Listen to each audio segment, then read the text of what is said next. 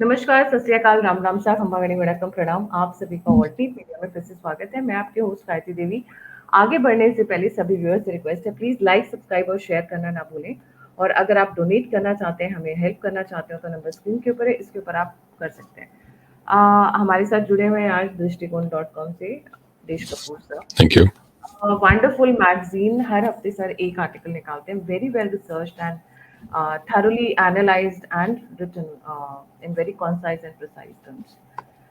आज का जो मुद्दा है बहुत इंटरेस्टिंग है, इस पे लोगों की नजर भी नहीं गई होगी फॉर दैट मैटर। जब फ्रांस और यूके आपस में लड़ने भिड़ने में लगे हुए थे कि दुनिया को हम कितने हिस्सों में बांट सकते हैं, कौन सी कंट्री किसका किसकी वो बनेगी, गुलाम बनेगी, किसको स्लेव बनाएंगे। जो भी कॉलोनाइजेशन का दौर था उसमें कुछ चीजें बड़ी इंटरेस्टिंग हुई और वो पहली बार हुई जिनके बारे में हम सोच भी नहीं सकते थे। जियो पॉलिटिक्स का एक बहुत बड़ा हिस्सा होता है जियो इकोनॉमिक्स। आफ्टर ऑल तो पैसा है, पैसा पैसा पैसा ही तो सबसे ज्यादा इंपॉर्टेंट होता है। जियो पॉलिटिक्स भी उसी की वजह से अपने ट्विस्ट एंड टर्न्स लेती है। सो जियो इकोनॉमिक्स खेलने के लिए इन दोनों कंट्रीज ने कुछ नई चीजें स्टार्ट की जो इतनी बढ़ गई कि आज की डेट में चाइना पर हावी हो गई हैं, यूएस वही चलाती हैं। और अगर मैं बात करूं यूके की, तो यूके तो खैर भाई हम तो तब की बात कर रहे हैं जब गुलामी और कॉलोनाइजेशन का दौर था, उस टाइम से। So these things have kind of started controlling the Jio politics, I would say. Jio economics ने जियो पॉलिटिक्स को कंट्रोल करना शुरू कर दिया। पहले जियो पॉलिटिक्स के मायने कुछ और थे, अब जियो पॉलिटिक्स के मायने हैं पैसा, पावर फिर वहीं से आ जाता है। जी sir, a very warm welcome, over to you. Thank you so much Gayatri. आपने बिल्कुल ठीक कहा कि जो पावर स्ट्रगल है, जो पावर डायनामिक्स है ओवर द वर्ल्ड, जैसे जियो पॉलिटिक्स जिसे हम कहते हैं, उसमें एक बड़ा इम्पोर्टेंट कंपोनेंट हमेशा रहा है ऑफ इकोनॉमिक्स। उसको उसका जो सबसे बड़ा उदाहरण हमें मिलता है वो मिलता है ईस्ट इंडिया कंपनी का। ईस्ट इंडिया कंपनी, बहुत लोगों को नहीं पता होगा कि दिसंबर 31st 1600 को ईस्ट इंडिया कंपनी को रॉयल चार्टर मिला था फ्रॉम क्वीन एलिजाबेथ वन। तो जब उसको वो मिला, उसको उस रॉयल चार्टर में चार ऐसे पावर्स मिले थे। एक था to conduct trade in East Indies, और ईस्ट इंडीज जो था वो it went all the way South East Asia, China, मतलब केप ऑफ वो जो अफ्रीका के नीचे जो केप ऑफ गुड होप से लेके ऑलमोस्ट साउथ ईस्ट एशिया तक, तो उसको माना जाता था। तो उसमें सिल्क में, कॉटन में, टी में, हर चीज़ में, स्पाइसेस में ट्रेड कर सकते थे। फिर वो अलायंसेस फॉर्म कर सकते थे। उनको ये भी ताकत मिली कि they could act as a sovereign power, they could do diplomacy, they could actually do military action if that was needed. They could also govern and administer the areas that they were in. वो army raise कर सकते थे, वो coins और money print कर सकते थे, और जस्टिस मतलब जुडिशरी भी बन सकते थे। और इस तरह से उनको ये पावर दी गई। अब वो कमाल की बात यह है कि वो ईस्ट इंडिया कंपनी करीब 150 साल तक सिर्फ ट्रेड करती रही भारत में, ये जानते हुए कि उनके पास क्या पावर्स हैं। पहली जो लड़ाई उन्होंने लड़ी वो 1757 में लड़ी। वो थी बैटल ऑफ प्लासी की। उस बैटल ऑफ प्लासी से जो पैसा आया, उससे कहते हैं कि ब्रिटेन में इंडस्ट्रियल रेवोल्यूशन शुरू हुई। जो भी गोल्ड और जो बहुत उन्होंने लूटा। इनफैक्ट आज भी जो सबसे बड़े जो पैलेसेस हैं और जो फोर्ट्स हैं, जो हाउसेस माने जाते हैं, जिसको रिक्वाहो कहते हैं, वो बड़े बड़े जो घर बनाए लोगों ने, इंक्लूडिंग चर्चिल ने, वो सब उसी के पैसे से बने थे। एंड कमाल की बात ये थी कि जो मेजर जो शेयर होल्डर्स थे इसके, वो सारे के सारे ब्रिटेन के जो मेन जो रॉयल्टी के लोग थे वो, और जो उनके पार्लियामेंट में लोग रहते थे वो थे। And they just took control over the whole company. ये बाद में आगे जाके जो कंपनी थी वो लाइक उसको वो फोल्ड इन किया गया आफ्टर 1857 की जो फर्स्ट वॉर ऑफ इंडिपेंडेंस थी, उसके बाद ब्रिटेन ने टेक ओवर किया। पर एक बात बहुत सोचने वाली है, वो ये है कि ये ईस्ट इंडिया कंपनी एक एक geopolitical geostrategic arm थी of the British government, of the British royalty. ये बात तब से वहां शुरू हुई। और ये जो तालमेल है ना बिटवीन इकोनॉमिक्स, मतलब जो जो बिजनेसमैन हैं और जो पावर में जो लोग हैं, ये सब वेस्ट की देन है। इसका जो इनिशियल कॉन्सेप्ट अगर हम देखें, बहुत इनिशियल जो कॉन्सेप्ट था, वो देख सकते हैं जब वेटिकन और मेडिची जो थे, मेडिची जो बैंकर्स थे, उन दोनों के आपस में क्या तालमेल चलता था और कैसे Medicis were responsible and crucial for creating power for the Vatican.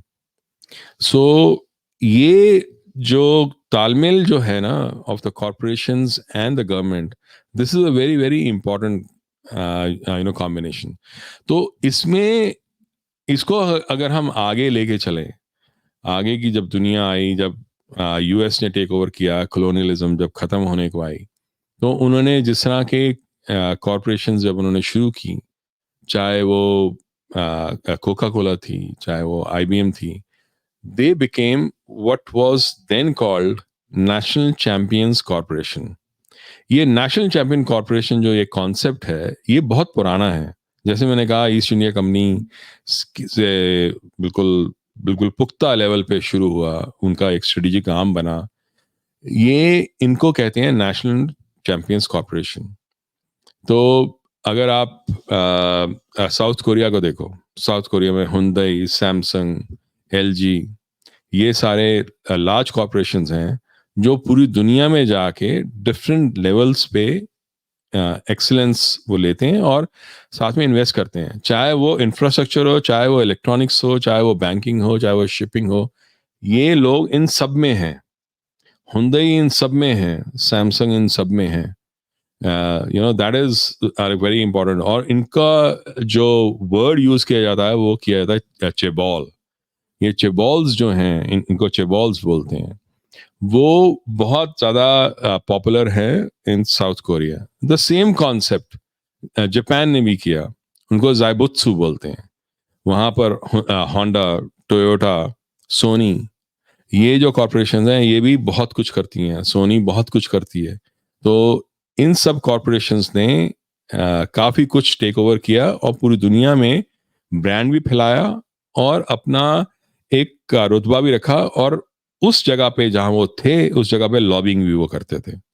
तो this is very important to understand कि ये लोग क्या करते हैं। ऐसे ही रशिया में गैसप्रॉम है और बाकी ओलिगार्कीज वो हैं। सऊदी अरेबिया, सऊदी अरामको जो है वो है।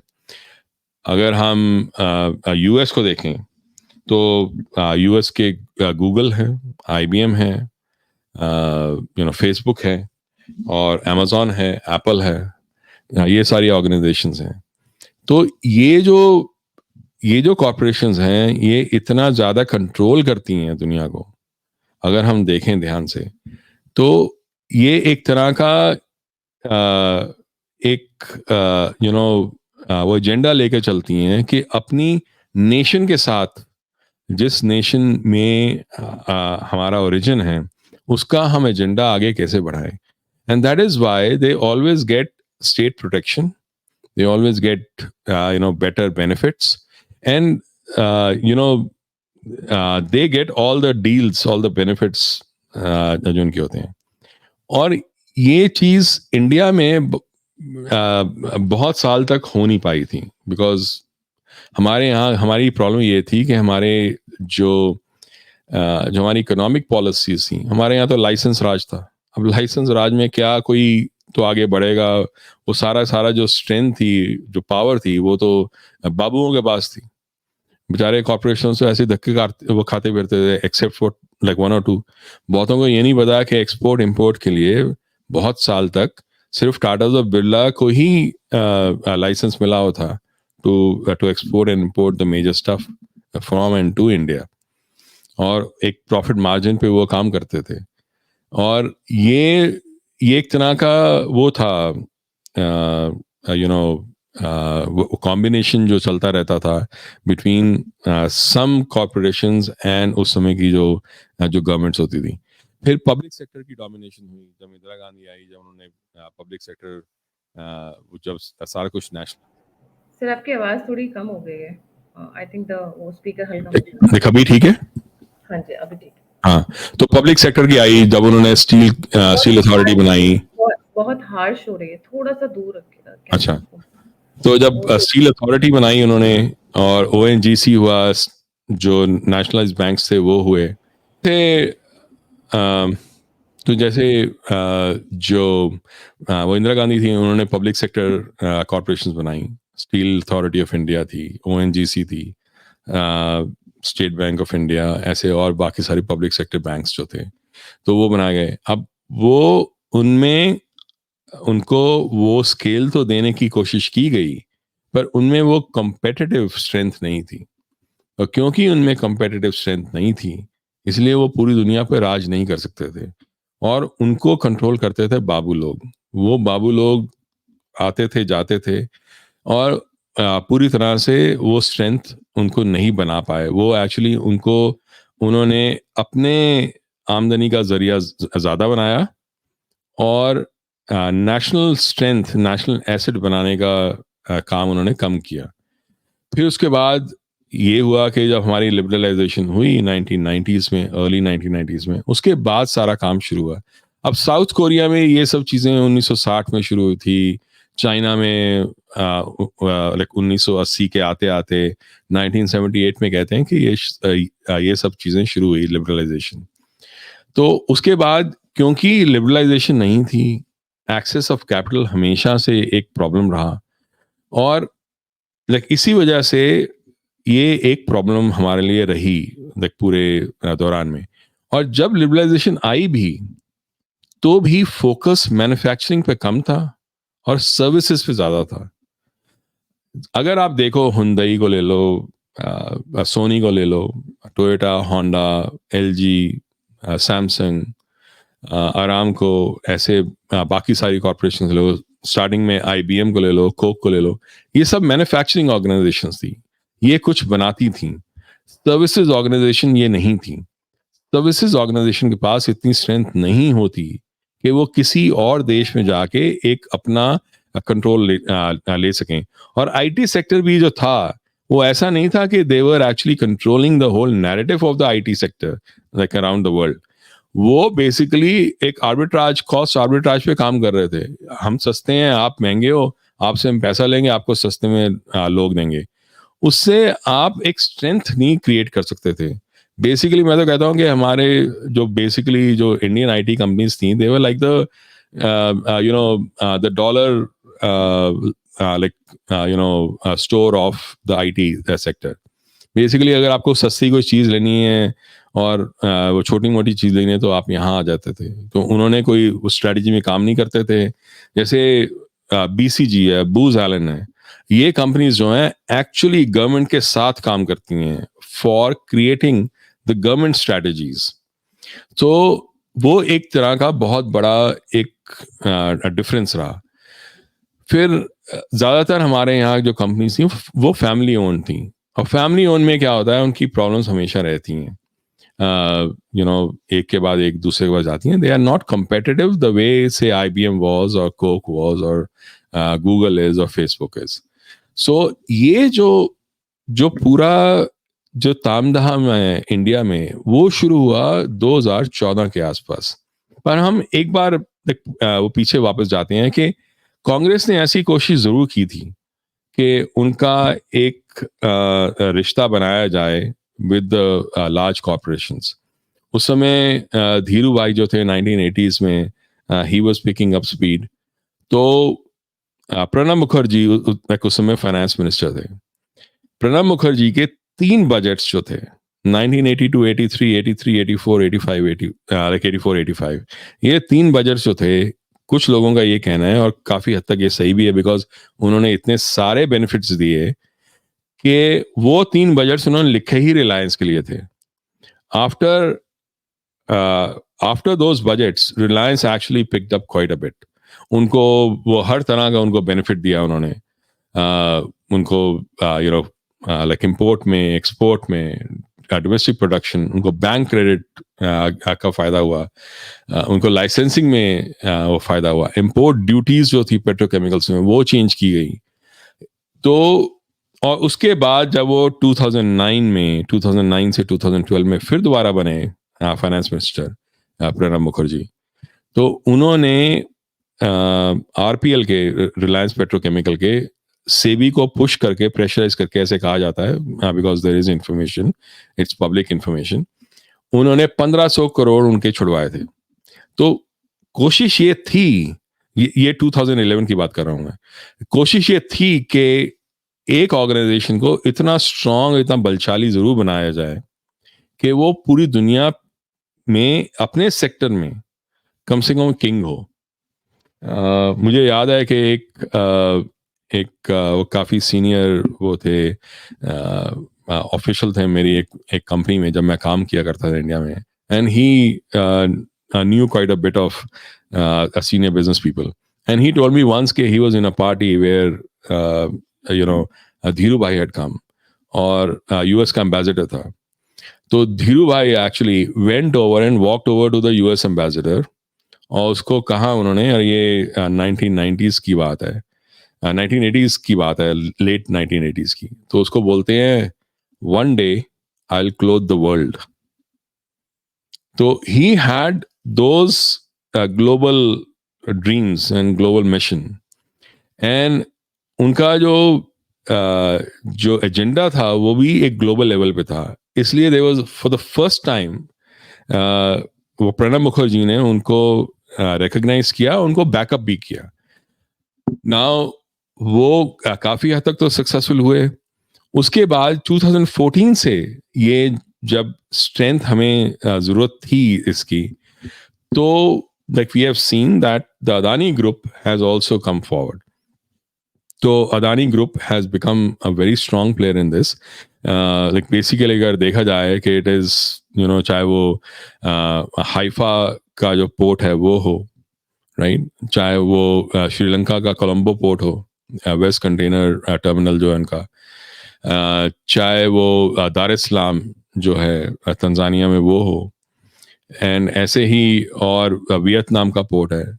अगर आप इन सब पोर्ट्स को देखो, और इवन मलेशिया में कैरी आइलैंड में, अगर इनको आप प्लॉट करोगे तो आप देखोगे कि वो नेकलेस ऑफ डायमंड जो कहते हैं ना, द डायमंड नेकलेस, उसी के उसके पैटर्न पे ये वाले पोर्ट्स जो है वो क्रिएट किए गए. और यही नहीं, उन्होंने केरला में भी एक पोर्ट बनाया था. तो बेसिकली अगर हम देखें तो this is a very strong corporation, जो इंडिया का जो एजेंडा है, जो सिक्योरिटी एजेंडा है, नेशनल सिक्योरिटी एजेंडा है, उससे काफ़ी अलाइंड है. जो अदानी पोर्ट्स हैं वो करंटली वर्ल्ड का जो है 5% ट्रेड वॉल्यूम जो है वो हैंडल करते हैं. उनका एम ये है कि 2030 तक वो 10% ग्लोबल ट्रेड वॉल्यूम हैंडल करेंगे. अगर ऐसा होता है तो आप समझ सकते हो कि जो स्ट्रेंथ है इंडिया के पास वो कितनी आ जाती है, और अदानी के पास कितनी स्ट्रेंथ आ जाती है, जियो स्ट्रेटेजिक स्ट्रेंथ. तो इंडियन ओशन को अगर हम लें तो इंडियन ओशन में and all the way to Red Sea, ये एक बहुत तगड़ा एक नेशनल एसेट है. तो इसीलिए जब अटैक किया जाता है अदानी पे, जब हिंडनबर्ग अटैक करता है, या OCCRP जब अटैक करता है, जब जॉर्ज सोरस खुद कहता है कि अदानी जो है, अदानी को अगर हमने हर्ट किया तो उससे मोदी हर्ट होंगे, and like we can bring him down. So basically what is happening is those people who want to hurt India think the right way to do it is to hurt Adani, because वो दोनों aligned है. और ये बात मैंने पहले भी कही थी कि George Soros has his own foreign policy वो फॉरेन पॉलिसी जो है वो यूएस की फॉरेन पॉलिसी के साथ बहुत स्ट्रांगली अलाइंड है। और ये मैं नहीं कह रहा, ये यहाँ के जो ऑफिशियल्स हैं, गवर्नमेंट ऑफिशियल्स जो हैं, assistant secretary of state like Strobe Talbott, उन्होंने कहा हुआ है न्यूयॉर्कर में, ये एक पब्लिक इंफॉर्मेशन है।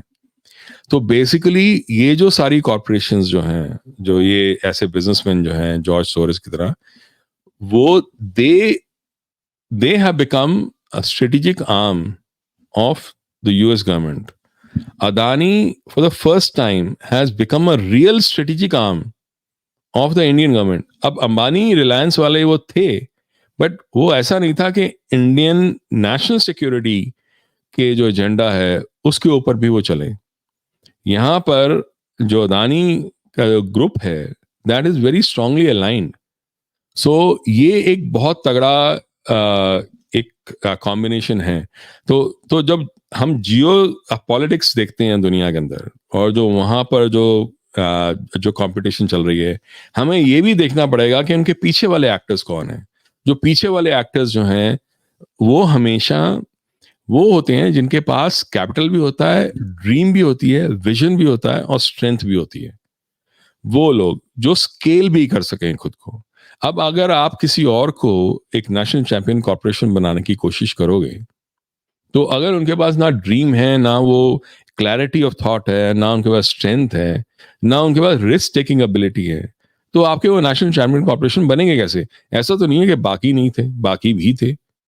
बाकी बहुत बड़े बड़े बिजनेसमैन थे जो बन सकते थे, पर वो नहीं बन पाए। तो अब जैसे I give you another example. आजकल अगर हम देखें दुनिया में, तो data is the number one. कहते हैं data is the new oil. अगर आपके पास डेटा है तो आप दुनिया पे राज कर सकते हो। तो फेसबुक ले लो, गूगल ले लो, एप्पल ले लो, amazon ले लो, इन सब के पास जो है डेटा का बहुत स्ट्रांग वो है, स्ट्रेंथ है। तो दे ऑल, इनके पास जो हमारा चैट का डेटा है, हमारा जो सर्च डेटा है, हमारी ईमेल्स हैं, हमारे और बाकी जो सोशल मीडिया वाला डेटा है, उस डेटा से ये कुछ भी हमारे बारे में ये जान सकते हैं। कुछ भी वो प्रिडिक्ट कर सकते हैं, ऐसी ऐसी चीजें जो हम सोच भी नहीं सकते। तो अगर हम देखें, तो आपको पता चलेगा कि इनके जो CIA के जो जो एक्स एम्प्लॉइज हैं, दे दे उसको कहते हैं revolving door. They keep moving to these corporations. Meta के वो ट्रस्ट और सेफ्टी के हेड बन जाते हैं, उनके मैनेजर्स बन जाते हैं, उनके लीडर्स बन जाते हैं। Similarly they go and become for Google. आप ये सोचते हो कि भैया यूट्यूब पे हम चीज़ें डालते हैं, वो आगे क्यों नहीं चलती? हम क्यों शैडो बैन हो जाते हैं? हमारा जो वो वीडियो है वो क्यों नहीं चलता? हमारी फेसबुक की चीज़ें क्यों नहीं चलती? हम डी प्लेटफॉर्म क्यों जाते हैं? बार बार हमें उतार क्यों देते हैं? सर्च रिजल्ट जो रिजल्ट्स होते हैं उसमें एक खास तरह का बायस और प्रेजुडिस क्यों होता है? फैक्ट चेकिंग हमेशा ही हमारे खिलाफ क्यों होती है? और खास तरह के फैक्ट चेकर्स क्यों रखे जाते हैं? That is all part of that trust and safety वाला जो होता है ना, जो जिसमें CIA के लोग वहां पर भर्ती हैं। और मैं बना नहीं रहा, ऐसा है वो। बल्कि अगर उनके आप लिंक्डइन के अगर उसमें जाओ तो आप देख सकते हो कि उनके वो कहाँ उनका एक्स उनकी वो पीछे कहाँ काम करते थे, आज कहाँ काम करते हैं और क्या काम करते हैं, वो भी आप देख सकते हो। तो बेसिकली अगर देखा जाए, Facebook, Google and all these corporation, Apple, they are all national champion corporations. In fact इनमें से काफी सारी ऐसी कॉर्पोरेशंस हैं जिनकी सीड मनी जो थी वो CIA से रिलेटेड जो वेंचर कैपिटल फर्म्स हैं, लाइक इनक्यूटेल, IN-Q-TEL, इनक्यूटेल जो है वो CIA की अपनी एक वेंचर कैपिटल फर्म है जो इन्वेस्ट करती है इन सब चीजों में। तो अगर आप इन सब कंपनीज में जो स्टार्टअप्स होती हैं, डेटा की जो कंपनीज हैं, अगर आप उनके जाके देखो कि उन्होंने आजकल वो किन चीजों में इन्वेस्ट कर रहे हैं, तो आपको समझ में आएगा कि वो कल किस तरफ देख रहे हैं। और ये इंफॉर्मेशन आपको अवेलेबल हो सकती है, मतलब like it is like you can search for it, आप ढूंढ सकते हो और पता कर सकते हो। तो बेसिकली अगर हम देखें तो अब चाइना जो है, चाइना का एक अलग ही एक मिजाज है उसका। अब वो अलग ही उनका वो डायरेक्शन है उनका। हुवई जो जो कॉरपोरेशन जो है, जो फोन्स भी बनाती है और 5G भी बनाती है, अब दुनिया को अब समझ में आ रहा है ये बात कि हुवई का बनाया हुआ 5G बहुत खतरनाक है from geo strategic stand point, because they can get access to almost everything, all the phone calls, everything. वो जानते हैं कि कौन कहाँ बैठा है। और अब जब पेजर से लोगों को मारा गया है, जब वॉकी टॉकी से लोगों को मारा गया है, तो आपको समझ में आ जाएगा कि हुवै के पास जो इंफॉर्मेशन है, जो उनके पास ताकत है, वो क्या हो सकती है, उससे क्या कोई कर सकता है। आप पिन पॉइंट करके किसी को मारना चाहो तो मार सकते हो, इतनी भी स्ट्रेंथ हो सकती है लोगों के पास, क्योंकि उनके पास सब कुछ है। अगर वो 5G आपका नेटवर्क पूरा कंट्रोल करते हैं, यही रीजन है क्यों इंडिया ने एक वो दूसरा अपना 5G का नेटवर्क बनाया। टाइम लगा पर अपना बनाया, बिकॉज ये एक बहुत खतरनाक खेल है जो खेला जा रहा है। और जब तक हमें समझ में नहीं आएगा कि जो पीछे जो कॉरपोरेशंस हैं, जो जो हमें दिखाई देता है कि ये तो नॉर्मल बिजनेस इकोनॉमिक कॉरपोरेशंस हैं, they are not necessarily independent corporations. बहुत लोग जानते हैं कि डिफरेंट डिफरेंट टाइम्स में लोगों ने एलेज किया है कि the CIA has been working with different US corporations. So अब वो चाहे डायरेक्टली हो, इनडायरेक्टली हो, जाने हो, अनजाने में हो, पर ऐसा होता है। And the US government is very very strong. अगर आप उनकी, जब जैसे जॉर्ज फर्नांडिस ने जब IBM और कोक को बाहर निकाला था भारत से, तो बहुत तगड़ा बैकलैश आया था वहां से, बहुत तगड़ा बैकलैश आया था। इतना तगड़ा बैकलैश हुआ था कि बाद में इंदिरा गांधी वापस आई। मतलब ऐसा नहीं है कि ये जो सारे खिलाड़ी थे, ये चुपचाप बैठे थे। धीरे धीरे वो अपना काम कर रहे थे पीछे से, because ultimately nobody wants to get out of such a big market which India was. And उसके बाद जो बाकी थम्स अप हैं ये सब आई, which took over the market share, और बाद में उनको फोर्स किया गया टू गेट आउट ऑल्सो। वो लाइक उसके बारे में पूरी वो है पब्लिक इंफॉर्मेशन है कि how Parle and all these guys were forced out of that. और ये सिंपल ऐसा नहीं हुआ कि उन्होंने डिसाइड किया अरे हम तो compete नहीं कर सकते। वो compete कर सकते थे अगर वो चाहते तो पीछे का जो मैन्यूवरिंग है वो बड़ी स्ट्रांग हुई थी। तो these corporations are always backed by the the the establishment, the government establishment, diplomacy and intelligence, all of them together. और जो फ्रेमवर्क है, जो पीछे का जो टैक्स का फ्रेमवर्क होता है, जो टैरिफ्स का फ्रेमवर्क होता है, वो तो ऑब्वियसली वो उस तरह से टेलर करते ही करते हैं उनके लिए। तो ये अगर हम देखें पूरे तामझाम को, तो हमें समझ में आएगा कि जिसको, जैसे हम जब उन्होंने बात की कि अदानी की, वो आज क्रोनी कैपिटलिज्म हो रही है। तुम्हारी कॉर्पोरेशन है वो तो नेशनल चैंपियन कॉर्पोरेशन है, हमारी कॉर्पोरेशन क्रोनी कैपिटलिज्म है। हाँ। सो आप करो तो आप वो सॉन्ग है ना, कौन सा, आप करो तो डैश, हम करें तो डायरेक्टेड इंडिया, क्या कुछ रास लीला, हाँ कुछ ऐसा वर्ड नहीं ਤੁਹਾਡਾ कुत्ता कुत्ता वो साडा नहीं ਤੁਹਾਡਾ कुत्ता टॉमी साडा कुत्ता कुत्ता, वो वाला है ना। हाँ तो जी, हाँ जी। तो वो उस तरह का सीन है ना कि आपका जो जो कंपनीज है वो तो नेशनल चैंपियन कॉर्पोरेशन है, इंडिया की क्रोनी कैपिटलिज्म हो जाती है। और ये खेल जो है हमारे अनफॉर्चुनेटली इंडिया के खुद के पॉलिटिशियंस भी उनके साथ मिलकर खेल रहे हैं। और इसीलिए अगर हम देखें, सी आप ध्यान से देखो, रिलायंस ने जब बिग बाजार लेना था तो सिर्फ एक छोटा सा क्लॉज था जो सिंगापुर में जाके अमेज़न ने उसको एक्सप्लॉइट किया और बिग बाजार को लेने की पूरी कोशिश में था। वो तो अलग बात है कि अंबानी जो है उन्होंने पीछे से जाके रियल एस्टेट की डील्स करके वो सारा उसका वो खत्म कर दिया। पर आप ये सोचो कि एक कॉरपोरेशन दूसरी कंट्री में जाके उस कंट्री का नेशनल चैंपियन कॉरपोरेशन को नीचे गिराने की कोशिश करती है एक मेजर सेक्टर में। ये आम बात नहीं है। सी, आप बहुत लोगों को ये नहीं पता होगा कि 2014 से पहले जो था जो कांग्रेस गवर्नमेंट थी उन्होंने ये निकाल दिया था कि रिटेल सेक्टर में the foreign companies can have more than 50% stake. BJP government ने साफ बोला था कि इट वोंट हैपन। जब वो वापस आए तो उन्होंने उसको चेंज कर दिया था।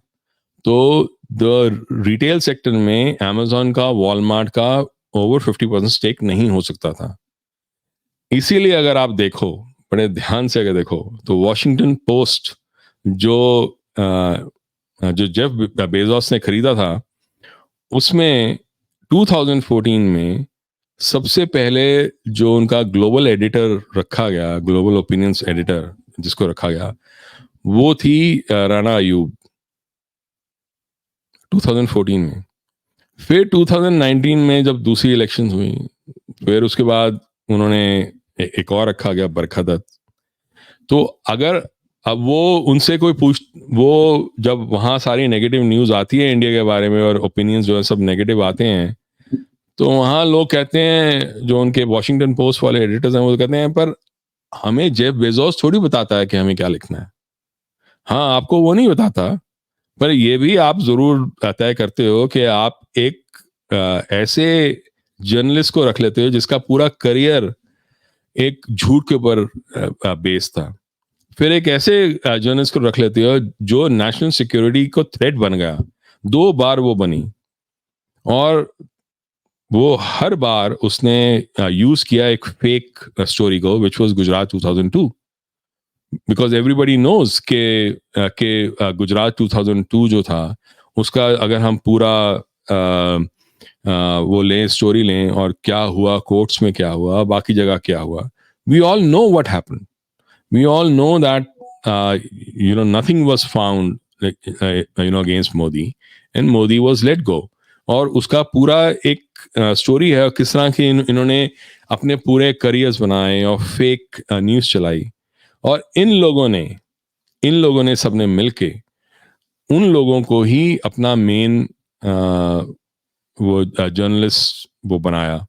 To like, subscribe and share the alternate media. अगर आपको कंट्रीब्यूट करना है, आपको फीडबैक देना है, आपको हमसे जुड़ना चाहते हैं, तो सभी की सभी लिंक्स डिस्क्रिप्शन बॉक्स में 9717753351 इज माय नंबर।